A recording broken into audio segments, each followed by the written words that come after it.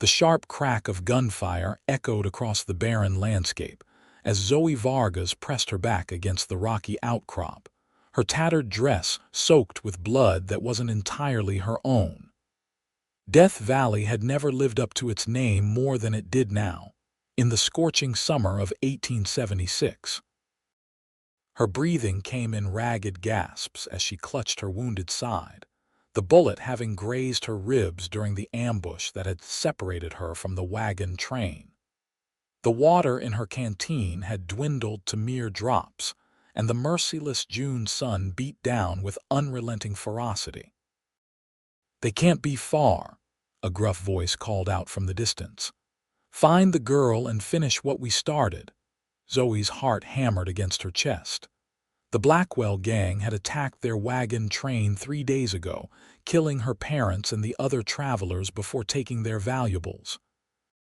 She had only escaped because she'd been gathering firewood when they struck.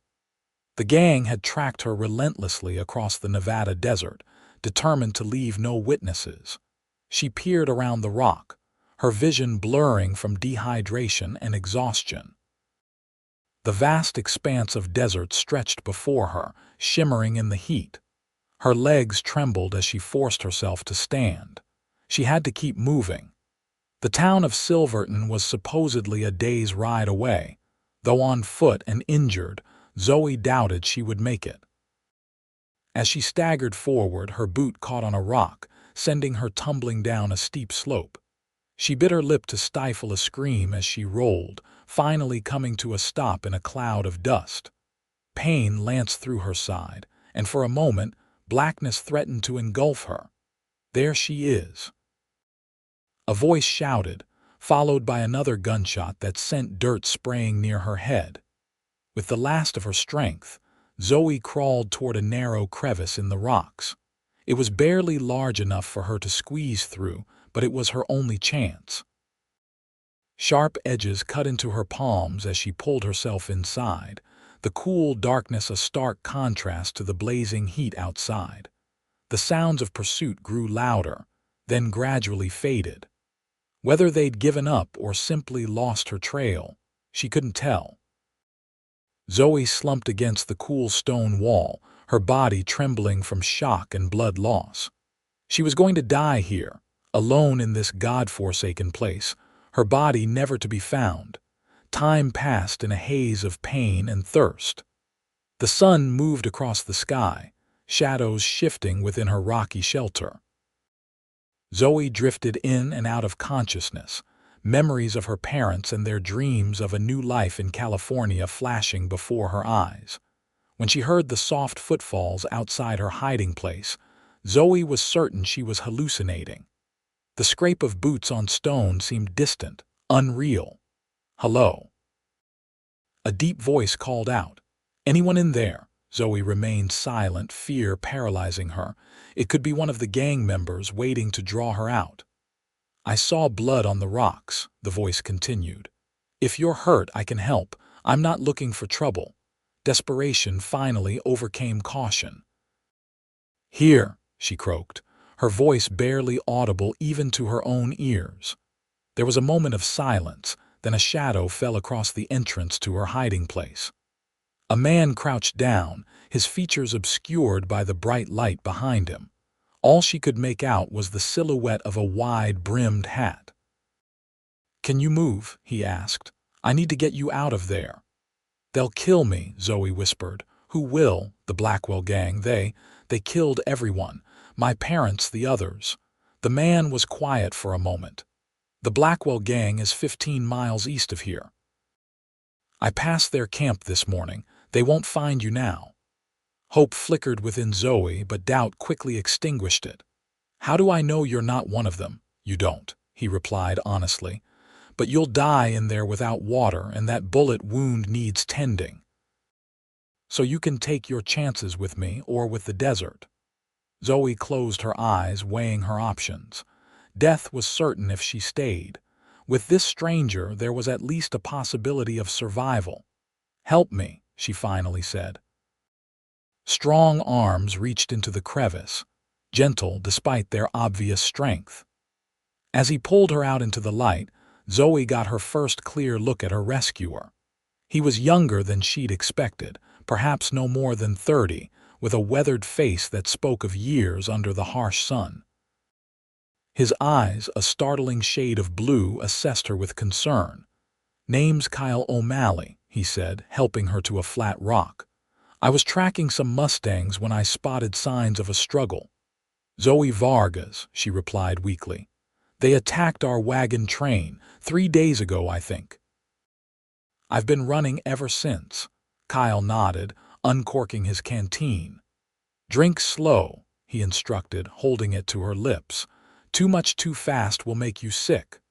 The water was warm but tasted sweeter than anything Zoe had ever known. She forced herself to take small sips despite her body's desperate demands for more. "They left me to die," she cried, tears suddenly streaming down her face as the reality of her situation crashed over her. Kyle's expression softened as he gently wiped a tear from her cheek. "Then you're living proof I came for a reason." He examined her wound, his touch professional rather than intrusive. "Bullet grazed you. You're lucky it's not deep, but infection's setting in." He reached into his saddlebag and pulled out a small bottle of whiskey. "This is going to hurt." Zoe nodded, bracing herself. When the alcohol hit her wound, she bit down hard on her lip to keep from screaming, the taste of blood filling her mouth. "Sorry," Kyle murmured, bandaging her side with clean cloth. "My horse is just over that ridge. We need to get you to a doctor." "Where?" Zoe asked, her voice thin with pain. "Delta, Colorado. It's about a day's ride from here. I've got a friend there, Doc Wilson. He's patched me up more times than I care to count. Colorado, but I need to get to California. My aunt is expecting us in Sacramento." Kyle shook his head. "You're in no condition for that journey, Miss Vargas. First we get you healed, then we can figure out the rest." He helped her stand, supporting most of her weight as they made their way to where his horse, a magnificent Palomino, waited patiently. With care, he lifted her onto the saddle before mounting behind her. "Lean back against me if you need to," he said, his voice close to her ear. "It's going to be a rough ride." As they set off across the desert, Zoe found herself surrendering to exhaustion, her body relaxing against the solid warmth of the cowboy behind her. For the first time in days, she allowed herself to believe she might actually survive. The rhythm of the horse's gait and Kyle's steady breathing lulled Zoe into a state between wakefulness and sleep.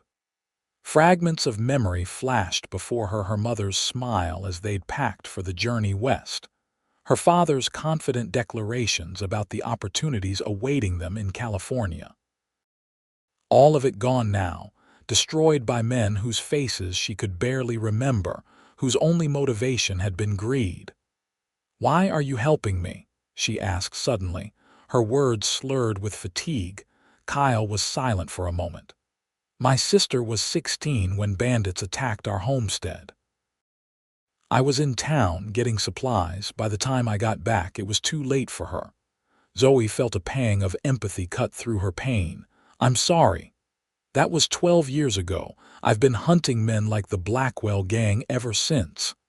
"You're a bounty hunter," she felt him shake his head.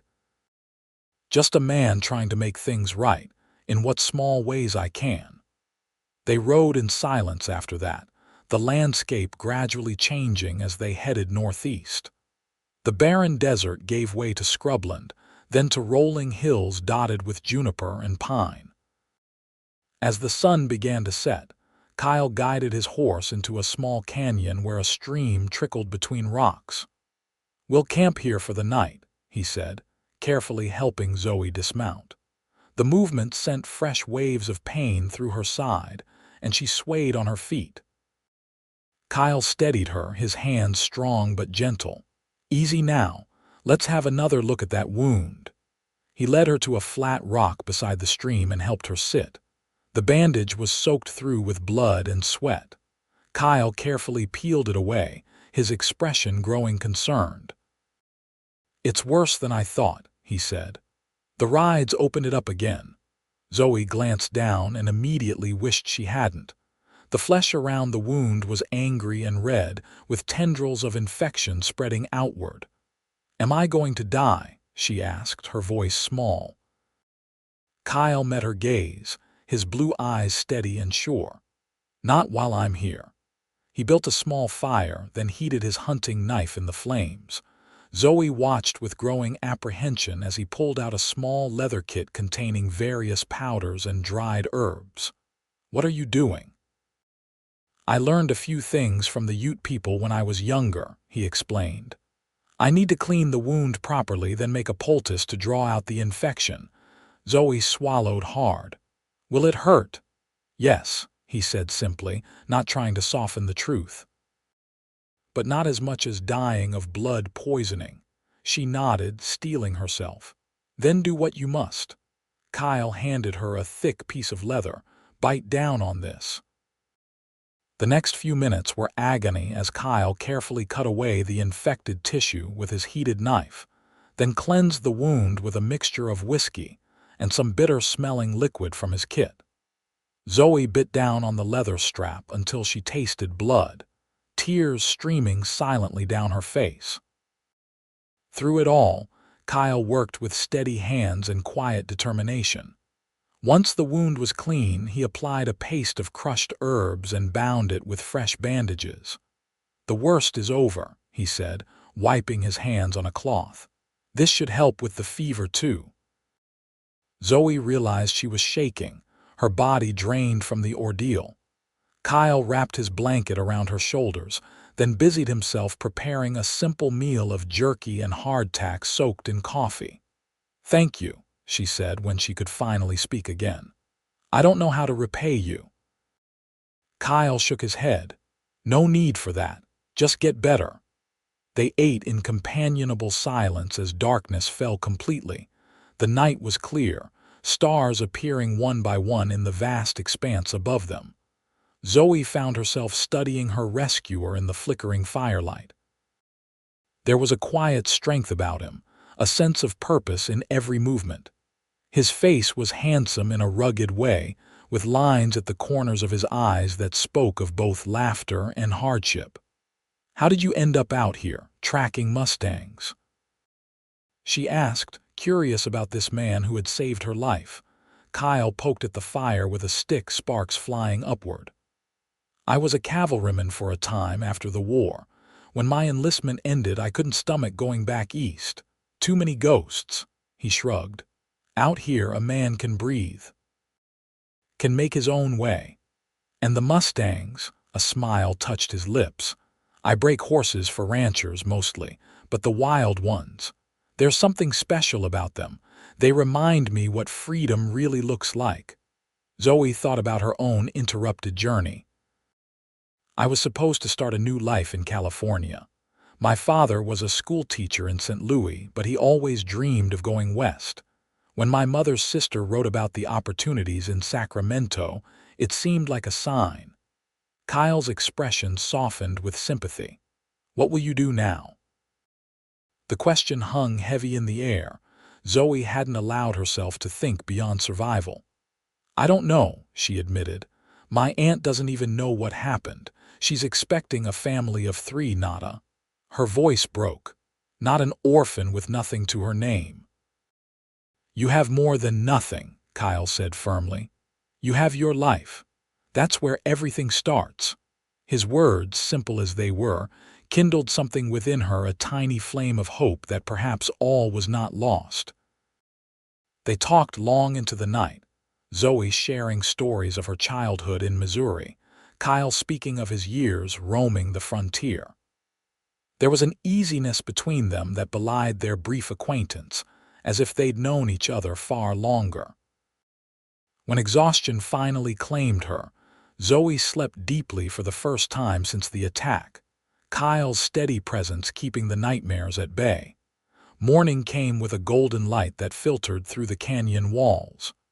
Zoey woke to find Kyle already up, tending to his horse. The fever had broken during the night, and though her side still throbbed with pain, her mind was clearer. "How are you feeling?" Kyle asked, bringing her a cup of strong black coffee. "Better," Zoey said, surprised to find it was true.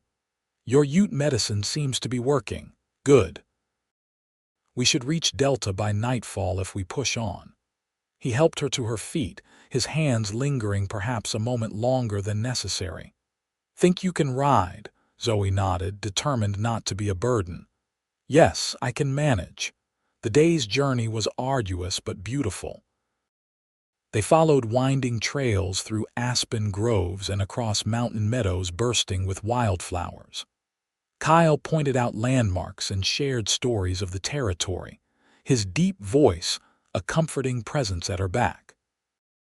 By late afternoon, they crested a ridge that offered a spectacular view of a verdant valley below. In the distance, Zoey could make out the clustered buildings of a town nestled beside a river. "Delta," Kyle said, reining in his horse. "Not much to look at, but the people are decent enough." As they descended into the valley, Zoey felt a curious mix of relief and apprehension. Relief that she had survived against all odds, but apprehension about what would await her in this unfamiliar place. The town of Delta was larger than she had expected, with several streets of wooden buildings, a church steeple rising above the rest. People stopped to stare as Kyle guided his horse down the main street, a stranger carrying a bloodied woman causing quite a stir. He brought them directly to a modest clapboard house at the edge of town, a small sign identifying it as Dr. Wilson, physician and surgeon. Before Kyle could even dismount, the door opened, and an older man with spectacles and a shock of white hair emerged. "Kyle O'Malley, is that you causing a commotion on my doorstep?" the doctor called, his tone gruff but his eyes kind as they fell on Zoey. "Got a patient for you, Doc," Kyle replied, carefully lifting Zoey from the saddle. "Bullet wound, 3 days old. I cleaned it as best I could, but she needs proper care." Dr. Wilson stepped forward, instantly professional as he assessed Zoey. "Bring her inside, quickly now." The doctor's house smelled of antiseptic and herbs, a strange but not unpleasant combination. He directed Kyle to place Zoey on a narrow examination table in a room filled with medical instruments and bottles of various sizes. "What's your name, young lady?" Dr. Wilson asked as he gently removed Kyle's bandages. "Zoey Vargas," she replied, wincing as the bandage pulled at her tender skin. "Well, Miss Vargas, you're in luck. Our friend Kyle here has a surprising talent for field medicine. This is some of the cleanest work I've seen outside my own surgery." He examined the wound carefully. "Still, you'll need proper stitching and medication to prevent any further infection." As the doctor prepared his instruments, Kyle squeezed Zoey's hand. "I'll wait outside." "No," she said quickly, surprising herself with the intensity of her response. "Please stay." Something flickered in Kyle's eyes, understanding, perhaps, or something deeper. He nodded and remained by her side, holding her hand as Dr. Wilson administered a local anesthetic and began to stitch the wound. The procedure was mercifully brief, the doctor working with practiced efficiency. When it was done, he bound the area with clean bandages and handed Zoey a small bottle of pills. "Laudanum for the pain," he explained. "Take only when necessary, it's powerful stuff. You'll need to rest for at least a week, young lady. No strenuous activity." "She can stay at Sarah's boarding house," Kyle suggested. "It's clean and Sarah's a good sort." Dr. Wilson nodded in agreement. "An excellent idea. I'll send word to prepare a room." He turned to Zoey. "I'd like to see you again tomorrow, Miss Vargas. Make sure everything's healing properly." After settling the doctor's fee, which Kyle insisted on paying despite Zoey's protests, they made their way to the boarding house. It was a 2-story structure with a wide porch and neat curtains in the windows. A plump, middle-aged woman with kind eyes greeted them at the door. "Sarah, "This is Miss Zoey Vargas," Kyle said. "She needs a room for a while." Sarah's welcoming smile never faltered as her gaze took in Zoe's disheveled appearance and bandaged side. "Of course. I have a lovely room at the back with a view of the mountains. It'll be perfect for your recovery, dear." The room was simple but comfortable, with a narrow bed, a washstand, and a small desk beneath a window that indeed offered a stunning view of the distant peaks. Sarah bustled about, bringing fresh water and towels, then promised to return with a tray of food. When they were alone, an awkward silence fell between Zoe and Kyle. He stood by the door, hat in hand, suddenly uncertain. "I should let you rest," he said finally. "Will you come back tomorrow?" Zoe asked, hating how vulnerable she sounded but unable to bear the thought of being truly alone in this strange town. Kyle's expression softened. "Of course. I need to make sure you're settling in properly." He hesitated, then added, "I have a small cabin just outside of town. I'll be there if you need anything."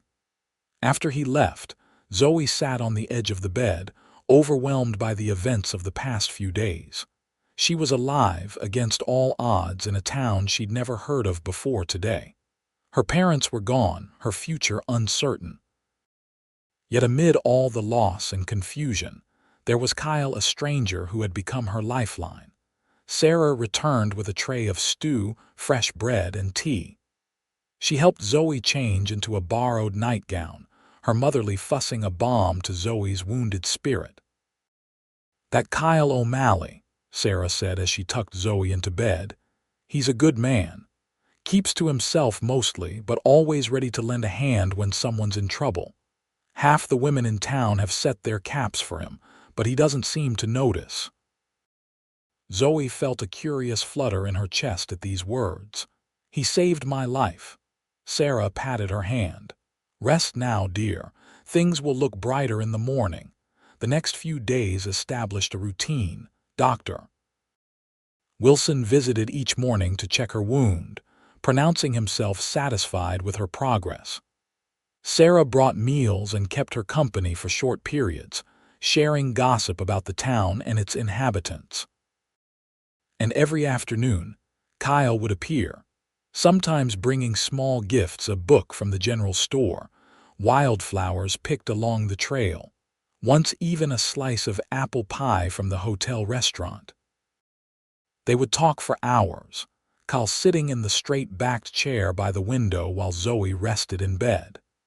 He told her about his life, his childhood in Pennsylvania, his time in the Army, his years drifting through the territories before settling near Delta 2 years ago. In turn, Zoe shared stories of her parents, her education, her dreams of perhaps becoming a teacher like her father. On the 5th day, Zoe felt strong enough to venture downstairs for dinner. Kyle arrived just as she was making her slow way down the staircase, his hand immediately coming up to support her elbow. "Careful," he said, concern evident in his eyes. "There's no rush." "I'm tired of that room," Zoe admitted, "however pretty the view." They ate in Sarah's dining room, joined by the only other current boarder, a traveling salesman who regaled them with tales of his journeys across the territory. Afterward, Kyle suggested a short walk to catch the sunset. "If you're up to it," he added quickly. "The doc said you need rest." "A little fresh air would do me good," Zoe insisted. "I promise not to overdo it." They strolled slowly along Delta's main street, Kyle shortening his long stride to match her careful steps.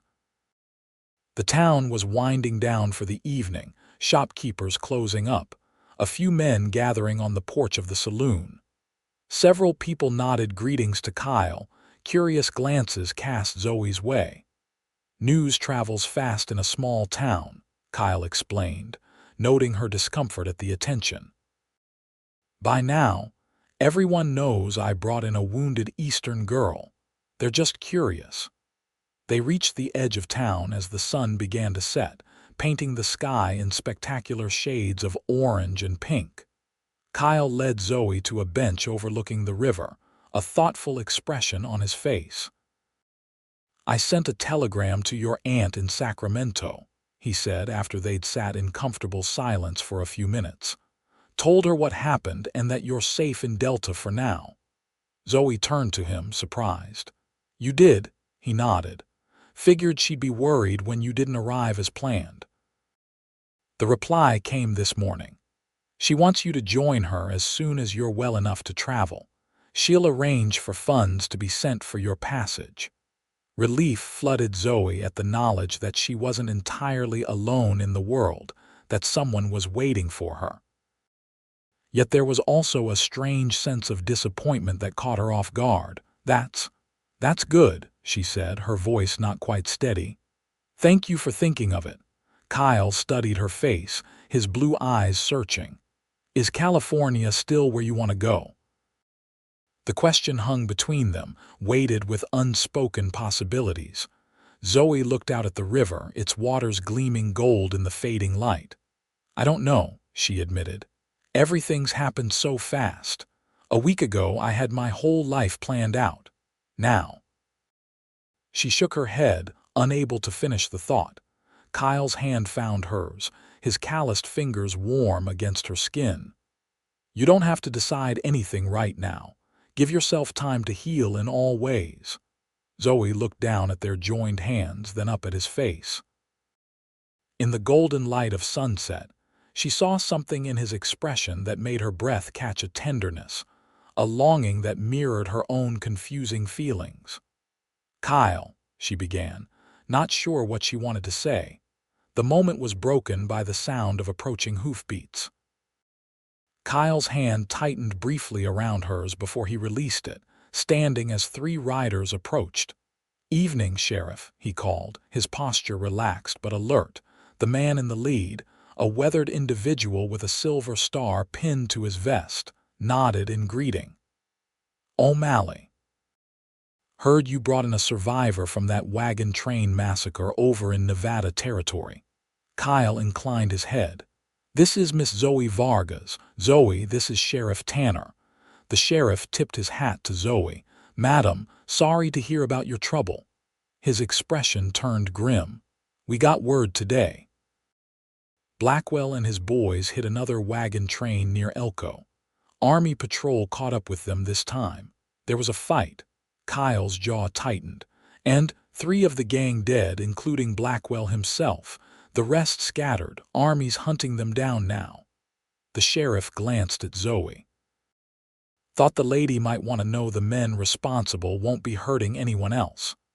Zoey felt a complex mixture of emotions: relief, satisfaction, but no real joy. Nothing could bring her parents back. "Thank you for telling me, Sheriff." After the lawman and his deputies rode on, Kyle and Zoey sat in silence as darkness began to fall around them. The news should have been a comfort, but instead it only emphasized the finality of her loss. "We should head back," Kyle said eventually, noticing her shiver. "You're getting cold." As they walked back toward the boarding house, Zoey found herself leaning more heavily on Kyle's arm, fatigue and emotion taking their toll. By the time they reached Sarah's front porch, she was trembling with exhaustion. "I've pushed you too hard," Kyle said, his voice laced with self-recrimination. "Your first day up shouldn't have been so long." Zoey shook her head. "No, I'm glad we went. I needed to hear about Blackwell. It brings it all back." Kyle hesitated, then gently brushed a strand of hair from her face. "I know." The simple touch and the understanding in his eyes broke something inside Zoey. Tears welled up, spilling down her cheeks as a sob escaped her throat. Without a word, Kyle pulled her gently into his arms, cradling her head against his chest as she cried for her parents, for the life that had been stolen from her, for the uncertainty of her future. "I'm sorry," she gasped when the storm of weeping finally subsided. "Your shirt is soaked." Kyle gave a soft laugh. "It'll dry." His hand stroked her hair, the gesture soothing. "Better," Zoey nodded, reluctantly stepping back from his embrace. Thank you for everything. Get some rest, he said, his voice gentle. I'll come by tomorrow. That night, as Zoe lay in bed, she found herself thinking not of the past, but of the future. Sacramento and her aunt waited, offering security and connection to her old life. But Delta had begun to feel less like a temporary stopping place, and more like a possibility, largely because of the man who had saved her life. A man whose blue eyes held secrets and sorrows of his own, yet also a warmth that called to something deep within her. The next morning, a letter arrived from her aunt, forwarded from the telegraph office. The words were kind and filled with grief for her sister's death, but also practical arrangements for Zoe's journey west. A ticket would be waiting at the stagecoach office, and funds had been wired to the bank in Delta for her immediate needs. Sarah found Zoe staring at the letter in the parlor, her expression troubled. "Bad news, dear." "No, it's from my aunt in Sacramento. She's arranged for me to travel there as soon as I'm well enough." Zoe folded the letter carefully. "I should be grateful." The older woman sat beside her on the settee. But I'm not sure it's what I want anymore." Zoe sighed, frustrated by her own confusion. "Is that terrible of me?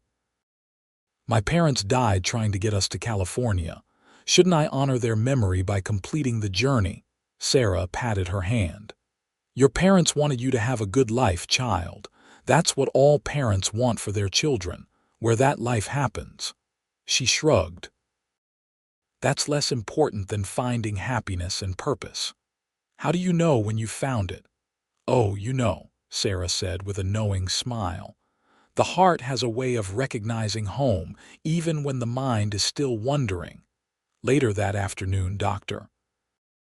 Wilson pronounced Zoe well enough for light activity. "The wound is healing nicely. You're young and strong, just don't overdo it for another week or so." Kyle arrived as the doctor was leaving. "Good news?" he asked, noting Zoe's improved spirits. "Dr. Wilson says I'm on the mend." She hesitated, then added, "I heard from my aunt. She's arranged for my journey to Sacramento." Something flickered in Kyle's eyes, disappointment quickly masked. "When do you leave?" "The stagecoach runs on Tuesdays and Fridays, so either tomorrow or 4 days from now." Zoe watched his face carefully. "I haven't decided yet." Hope replaced the disappointment in his expression. "In that case, would you join me for dinner at the hotel restaurant tonight to celebrate your recovery?" The evening at the hotel was unlike anything Zoe had experienced since the attack. The dining room, while modest by Eastern standards, was the finest establishment in Delta. White tablecloths, actual silver cutlery, and a small vase of fresh flowers graced each table. Kyle had clearly made an effort with his appearance as well, his usually wind-blown hair neatly combed, his shirt crisp and clean. Zoe wore a dress borrowed from Sarah's, a simple blue cotton that brought out the deep brown of her eyes. She'd caught Kyle's appreciative glance when she'd come downstairs, and the memory of it still warmed her cheeks. Over a meal of roast beef and apple cobbler, they talked of everything and nothing, carefully avoiding the subject of Zoe's potential departure. It wasn't until they were walking back to the boarding house, the stars bright overhead, that Kyle finally broached the topic. "I know you have family waiting in California," he said, his voice low. "And I have no right to ask anything of you. We've known each other such a short time." Zoe stopped walking, turning to face him. In the silvery moonlight, his features were cast in sharp relief, his eyes shadowed beneath the brim of his hat. "Ask," she said simply. Kyle took a deep breath. "Stay, not forever if you don't want to, just longer. Give Delta a chance." His voice dropped lower. "Give us a chance." Zoe's heart raced at the words. "Us?" Kyle took her hands in his touch gentle but sure. "I've never met anyone like you, Zoey Vargas. Your strength, your courage. The way you faced such terrible loss without letting it break you." His eyes searched hers. "I know it's fast. I know you barely know me, but I think we could build something good here." Zoey felt tears prick at her eyes, but they weren't tears of sadness. "I thought it was just me," she whispered. "I thought I was crazy, feeling this way about someone I've only known for days." A smile broke across Kyle's face, transforming his serious features. "Not crazy, or if it is, then we're both touched by the same madness." He leaned down slowly, giving her time to pull away if she wished. But Zoey rose on her toes to meet him, her heart certain even as her mind marveled at the swiftness of her feelings. His lips were warm against hers, the kiss tender and questioning at first, then deeper as she responded with unexpected passion. When they finally broke apart, both breathless, Kyle rested his forehead against hers. "Does this mean you're staying? At least for a while?" Zoey nodded, a smile blossoming on her face. "I'll write to my aunt tonight. Tell her I need more time to heal before I can travel." The next morning, Zoey watched the stagecoach depart without her, a sense of peace settling over her that she hadn't felt since before the attack. She had made her choice, not a forever choice, not yet, but a choice to explore the connection that had formed so rapidly between her and Kyle. In the weeks that followed, Zoey's health improved steadily. She moved from Sarah's boarding house to a small rented room above the milliner's shop, determined to establish some independence. With the funds her aunt had sent, she was able to purchase necessities, and even found work assisting the schoolteacher 3 afternoons a week. Kyle courted her properly, with dinner invitations, Sunday rides in the countryside, and occasional gifts of books or wildflowers. They were the talk of Delta, the Eastern girl and the solitary horseman whose unlikely meeting had blossomed into a romance that even the most cynical townspeople found touching. On a golden afternoon in late summer, Kyle took Zoey to see his cabin for the first time. It was a modest structure nestled in a grove of aspen trees about 2 miles outside town, with a small stable for his horses and a creek running nearby. Inside was simple but comfortable, a main room with a fireplace, table and chairs, a lean-to kitchen, and a small bedroom. "It's not much," Kyle said, watching her face as she explored, "but it's mine, free and clear. The land, too, about 40 acres. Zoey ran her hand along the smooth wooden surface of the table, noting the craftsmanship. "Did you make this?" Kyle nodded, a hint of pride in his voice. "Most of the furniture. Winters get long around here, gives a man time for such things." She turned to him, something warm unfurling in her chest. "It's wonderful, Kyle. A real home." He stepped closer, taking her hands in his. "It could be your home too, Zoey, if you wanted." Zoey's breath caught. "Are you asking what I think you're asking?" Kyle's blue eyes were steady on hers. "I know it's only been a couple of months. Maybe it's too soon. But I love you, Zoey Vargas. I think I started falling for you that first day in the desert, when you were more concerned about repaying me than about your own survival." He dropped to one knee, still holding her hands. "I don't have a fancy ring. I don't have a fancy life to offer. But everything I am, everything I have is yours if you'll have me. Will you marry me?" Tears blurred Zoey's vision as joy swept through her. "Yes," she whispered, then louder. "Yes, Kyle O'Malley, I will marry you." His smile was brilliant as he rose and pulled her into his arms, his kiss a promise of the future they would build together. They were married 2 weeks later in Delta's small church, the entire town turning out for the occasion. Sarah had helped Zoey fashion a simple but elegant wedding dress, and Kyle looked handsome in a new suit ordered specially from Denver. Dr. Wilson gave the bride away, and even Sheriff Tanner attended, his usually stern countenance softened by the romance of the occasion. That night, As Kyle carried her across the threshold of their cabin, Zoey felt a sense of homecoming that had nothing to do with the physical structure around them. Home, she realized, was this man whose heart beat in time with hers, whose strength had saved her life but whose gentleness had saved her soul. Their life together unfolded with the changing seasons. Zoey took over teaching at the school when the previous teacher left to get married. Kyle continued breaking horses for local ranchers, but also began breeding his own stock, developing a reputation for quality animals that brought buyers from as far as Denver. The cabin expanded as their family did, first with a proper kitchen and larger main room, then with an additional bedroom when Zoey discovered she was expecting their first child. James Kyle O'Malley arrived on a snowy night in January 1878, with Dr. Wilson attending and Sarah pacing nervously outside the bedroom door. Kyle's face when he first held his son was a study in wonder and terror. "He's so small," he whispered, cradling the tiny bundle as if it might break. Zoey laughed tiredly from the bed. "He's perfect, and he looks just like you." As James grew, so did their prosperity. Kyle's horse business flourished, allowing them to purchase adjoining land and build a larger house while converting the original cabin into a workshop. Zoey continued teaching until their second child, Emily Sarah, was born in 1880, after which she devoted herself to their growing family and home. Life wasn't without challenges. The winter of 1879 was particularly harsh, with blizzards that isolated them for weeks and threatened their livestock.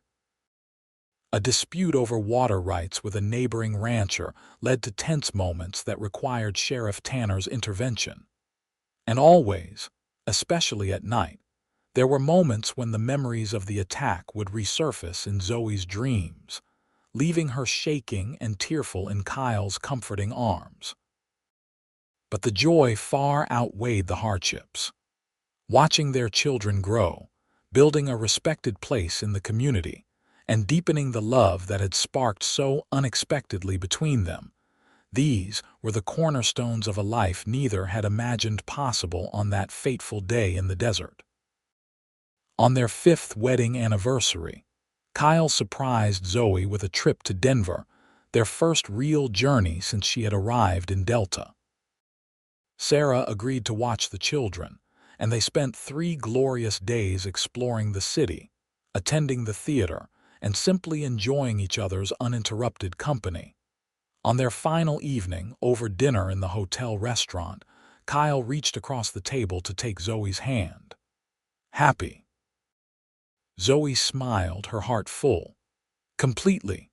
Are you?" Kyle's thumb traced circles on her palm, his blue eyes warm with love.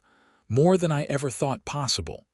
He hesitated, then added, "I've been thinking lately about that day I found you, how close I came to not riding that way at all." "What do you mean?"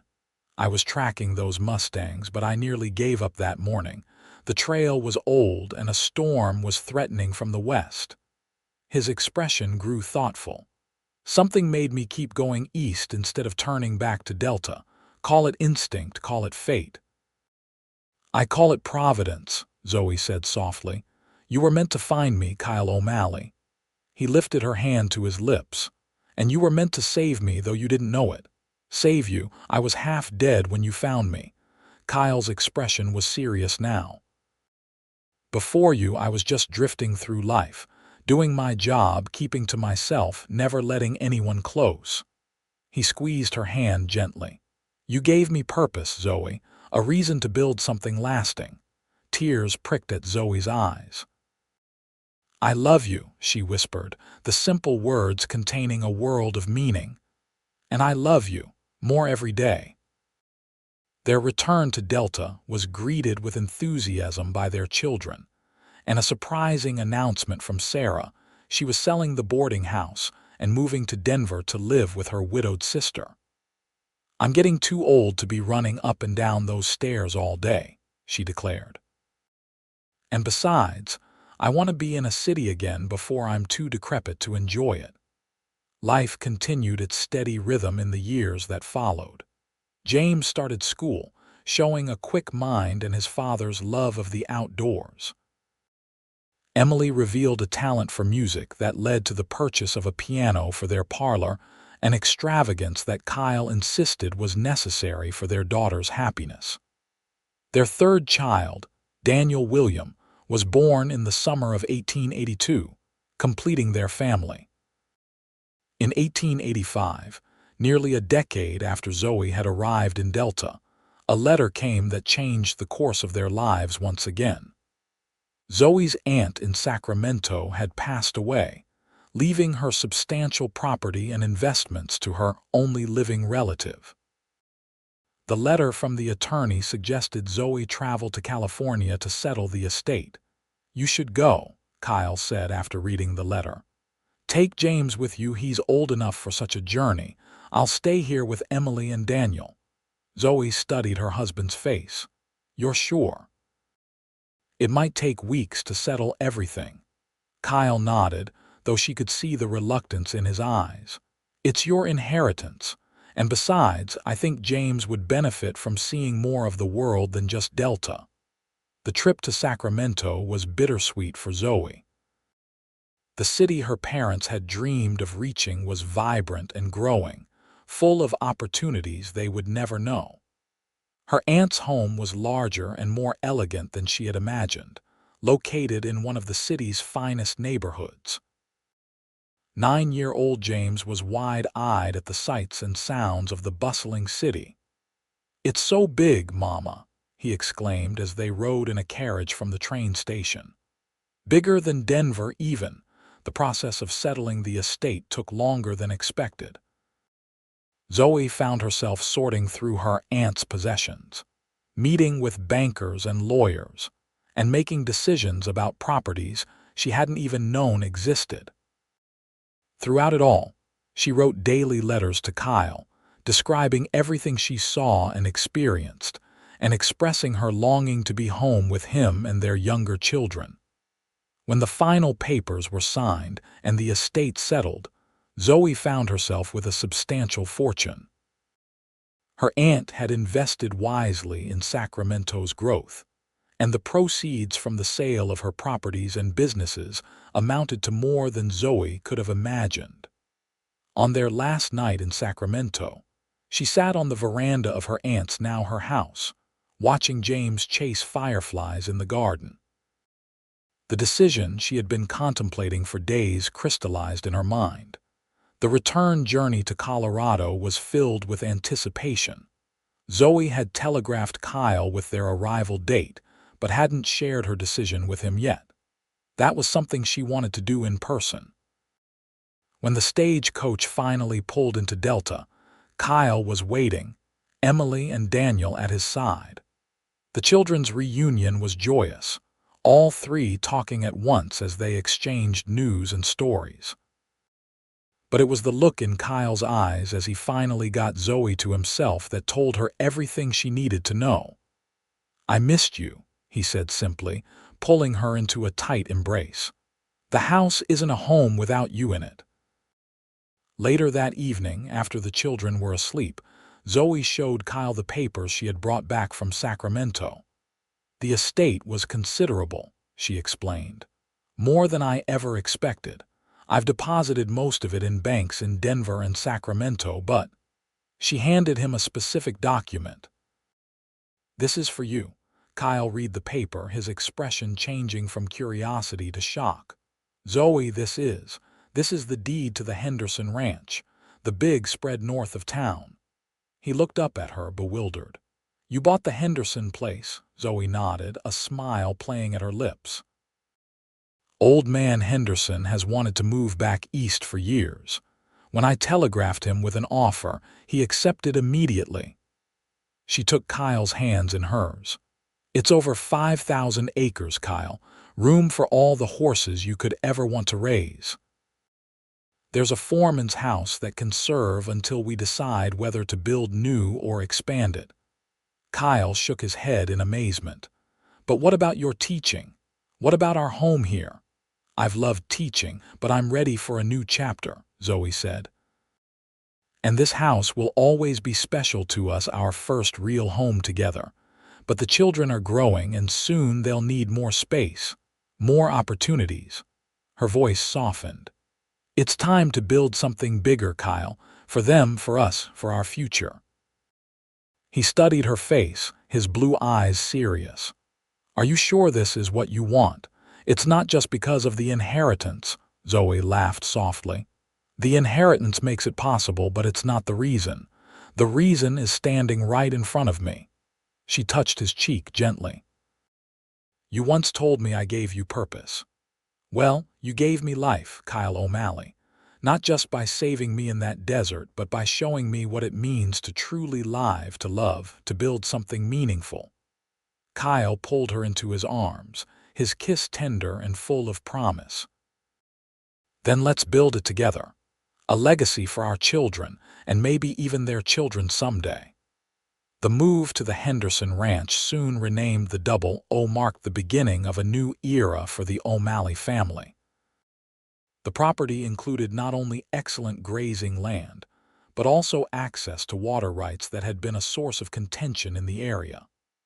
Kyle, with his fair-minded approach to business and genuine respect for the land, quickly established himself as a different kind of rancher than Henderson had been. Within 5 years, the Double O became one of the most respected horse breeding operations in Colorado.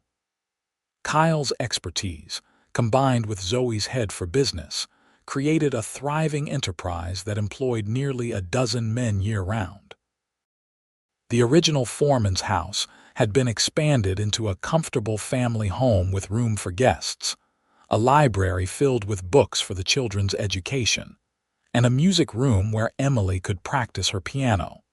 As their children grew, so did the legacy they were building. James, now 15, showed every indication of following in his father's footsteps, with an innate understanding of horses that sometimes seemed almost supernatural. 12-year-old Emily's musical talents had expanded to include a beautiful singing voice that was the highlight of church services in Delta. And 9-year-old Daniel revealed a quick mind for mathematics and a curiosity about the wider world that suggested he might be the first O'Malley to attend university. On a crisp autumn day in 1891, Zoe stood on the porch of their home, watching Kyle and James work with a spirited young stallion in the corral. The years had added silver to Kyle's dark hair and deepened the lines around his eyes, but they had done nothing to diminish the strength of his hands or the grace of his movements as he guided the horse through its paces. 15 years had passed since that desperate day in the Nevada desert.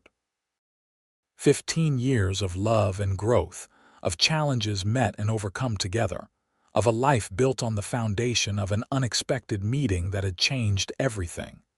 Emily joined her on the porch, her young face so like Zoe's own at that age. "What are you thinking about, Mama? You look so serious." Zoe smiled, putting an arm around her daughter's shoulders. "I was thinking about how life takes us on strange journeys sometimes, how what seems like the worst moment can lead to the best." Emily leaned into her mother's embrace. "You mean when Papa found you in the desert? After those bad men hurt you?" "Yes," Zoe said softly. "I thought my life was over, that there was nothing left for me." She looked out at Kyle, who had noticed them watching and raised a hand in greeting, his smile visible even from a distance. "I had no idea my life was just beginning." Later that evening, with the children occupied with their various pursuits, Zoe and Kyle sat together on the porch swing, a quilt draped across their laps against the autumn chill. The sunset painted the distant mountains in shades of purple and gold, a sight that never failed to take Zoe's breath away even after all these years. "You ever wonder how different our lives would have been if you hadn't found me that day?" she asked, her head resting on Kyle's shoulder. He was quiet for a moment, his arm tightening around her. "I try not to think about it," he admitted. "The idea of never knowing you, never having our children." He shook his head. "It doesn't bear contemplating." Zoey nodded, understanding completely. "I remember what you said to me when I told you they had left me to die." She turned to look at him, her brown eyes soft with memory. "You said I was living proof you came for a reason." Kyle smiled, the love of 15 years shining in his eyes as he leaned down to kiss her. "The best reason of all, Zoey O'Malley. The very best reason of all." As the last light faded from the sky, they remained on the porch, two souls whose chance meeting had forged a bond stronger than either could have imagined. Behind them, their home glowed with warmth and life, the sound of Emily's piano, Daniel's laughter, James's deep voice now so like his father's. Before them stretched the land they had nurtured together, and beyond that, a future bright with possibility for the generations to come. They had found each other against impossible odds, in a moment of desperation and courage. And in doing so, they had discovered not just survival, but a love that had transformed them, both a love that would echo through their children and their children's children, a legacy more precious than all the land and wealth they had accumulated. It was, Zoey thought as she nestled closer to her husband's side, the greatest gift of all to know that even in our darkest moments when all seems lost, there is the possibility of renewal, of beginning again, of finding a love that can heal all wounds and build a future brighter than any we could have imagined alone. In the distance, a coyote called to the rising moon, its voice a reminder of the wild heart of the land that had brought them together. Kyle and Zoey sat in comfortable silence, listening to the night sounds of the ranch. They had built together a symphony of life that had begun with those fateful words in the desert so many years ago. "They left me to die," she had cried in that moment of despair. And he had answered, setting them both on a journey neither could have foreseen. "Then you're living proof I came for a reason." Words that had changed everything. Words that had started them on the path to this moment. To this life, they had created together a life rich with love, purpose, and the deep satisfaction of promises kept and dreams fulfilled. And as the stars appeared one by one in the vast Colorado sky, Zoey knew with absolute certainty that she was exactly where she was meant to be, beside the man who had saved her in every way a person can be saved, building a legacy of love that would endure long after they were gone. It was, quite simply, everything